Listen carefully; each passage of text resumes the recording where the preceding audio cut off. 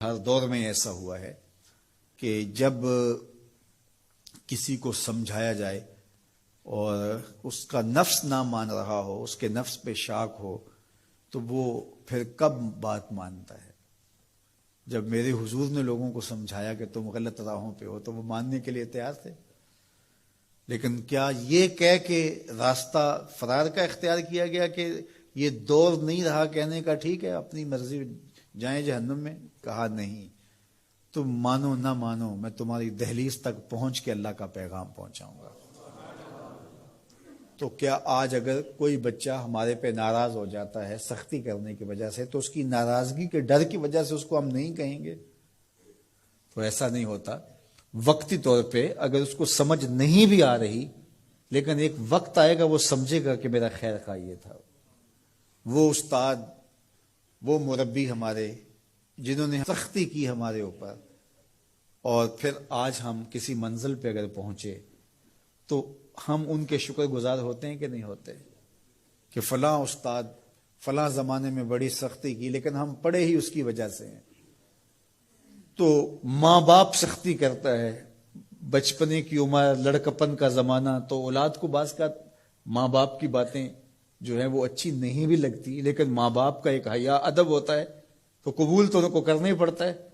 اس وقت وہ کہتے ہیں شاید ماں باپ ہمارے پہ ناجائز سختی کر رہے ہیں، لیکن ایک وقت آتا ہے تو وہ سمجھتے ہیں کہ ہم سنور کے نکھر کے جو معاشرے کا حسن بنے، یہ ماں باپ نے تراشا تھا تو ایسے بنے، پھر وہ ماں باپ کے شکر گزار ہوتے ہیں۔ تو اس لیے آپ کسی سے ہمدردی کریں تو وقتی طور پہ تو اس کو تکلیف ہوگی، لیکن بعد میں آپ کا شکر گزار ہوگا۔ علامہ رومی نے اس پر ایک بڑی خوبصورت مثال دی۔ کہتے ہیں ایک شخص درخت کے نیچے لیٹا ہوا تھا اور خراٹے لے رہا تھا۔ ایک چھوٹا سا سانپ آیا اور اس کے منہ کے اندر گھس گیا، اور ایک شخص گزر رہا تھا، اس نے دیکھ لیا۔ وہ بڑا پریشان ہوا کہ اگر میں نے اس کو بیدار کر کے کہا کہ تیرے اندر سانپ گھس گیا ہے تو یہ خوف سے مر جائے گا، اب کیا کروں؟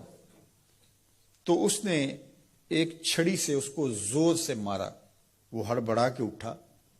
کیا ہوا؟ اس نے ایک اور چھوڑی، اس نے بھاگنا شروع کر دی، وہ بھی اس کے پیچھے بھاگنے لگا۔ اس کی رفتار کم ہونے لگتی تو ایک اور مارتا۔ کیا خدایا کیا مصیبت ہے، میں نے اس کو کیا کہا؟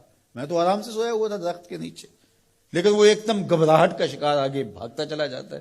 آگے کوئی باغ آ گیا تو اس میں فروٹ لٹک رہا تھا، تو کہا کہ کھاؤ۔ عجیب آدمی ہے، مارتا ہے اور کہتا ہے کھاؤ۔ اس نے کھایا، کہا اور کھاؤ۔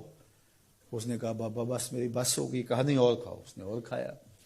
ساتھ جو ہے وہ پانی کا کنواں تھا، کہا یہاں سے پانی پیو۔ اس نے تھوڑا سا پانی پیا، اس نے زور سے ڈنڈا مارا، اور پیو۔ اس نے اور پی لیا۔ رومی کہتے ہیں کہ وہ بندہ بڑا حیران کہ عجیب میرا دشمن ہے، کبھی مارتا ہے، کبھی پھل کھلاتا ہے، کبھی پانی پلاتا ہے۔ اس نے کہا میرے سے اور نہیں پیا جاتا۔ اس نے کہا پیتا ہے کہ نہیں؟ ایک اور چھوڑی۔ تو اس نے اور پانی پی لیا، کہا چلو دوڑو۔ جب بندے نے کچھ کھایا ہو تازہ تازہ اور دوڑے تو پھر جو حالت ہوتی ہے وہ آپ سے مخفی نہیں ہے۔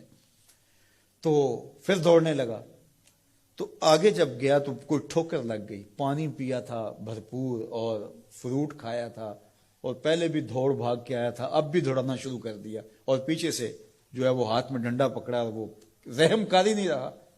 تھوڑا سا ڈھیلا ہونے لگتا ہے تو زور سے مارتا۔ دوڑتے ہو کہ نہیں دوڑتے؟ تو ٹھوکر لگی، گرا، ساتھ ہی کہہ آئی اور سانپ نکل کے باہر آ گیا، اور وہ لہراتا ہوا جا رہا تھا۔ اس نے اس کو پکڑ کے سینے سے لگا لیا، کہا میں تیرا دشمن نہیں تھا، لیکن تیرا علاج یہی تھا، تو میں نے تجھ کو اتنا مارا ہے، میں تجھ سے معذرت کرتا ہوں۔ اس نے کہا میں تیرے سے معذرت کرتا ہوں جو مجھے تیرے پہ غصہ آتا رہا، اس لیے کہ تو میرا خیر خواہ تھا۔ جب حقیقت سامنے آتی ہے تو پھر پتہ چلتا ہے کہ کون کسی کا خیر خواہ ہے اور کون کسی کا دشمن ہے۔ اس لیے خیر خواہی کے جذبے کے ساتھ، الدین والنصیحہ، دین ہے ہی خیر خواہی۔ تو خیر خواہی کبھی اس طرح ہوتی ہے کہ آپ کسی کی خیر خواہی کر رہے ہوتے ہیں، اسے لگ رہا ہوتا ہے کہ یہ میری خیر خواہی کر رہے ہیں، اور وہ آپ کو اس وقت شکر گزار ہوتا ہے۔ اور کبھی ایسا ہوتا ہے آپ اس کی خیر خواہی کر رہے ہوتے ہیں، اس کو نہیں لگ رہا ہوتا کہ یہ میری خیر خواہی کر رہا ہے، اس کو غصہ آ رہا ہوتا ہے، لیکن جب اس کو بعد میں سمجھ آتی ہے کہ اس نے میری خیر خواہی کی ہے تو پھر وہ آپ کا شکر گزار ہوتا ہے۔ اور کبھی ایسا ہوتا ہے اس کو بعد میں بھی نہیں پتا چلتا اس نے میری خیر خواہی کی ہے، لیکن تمہارا رب جانتا ہے، وہ اگر رائی کے دانے کے برابر بھی نیکی ہو اور وہ کسی پہاڑ میں بھی ہو تمہارا رب اس کو بھی لے آئے گا۔ اس لیے لوگوں کے ساتھ حسن سلوک کرو اور نیکی کا حکم دو، لوگوں کی بہتری کا سوچو، تو اس سے تمہارا رب تم سے راضی ہوگا۔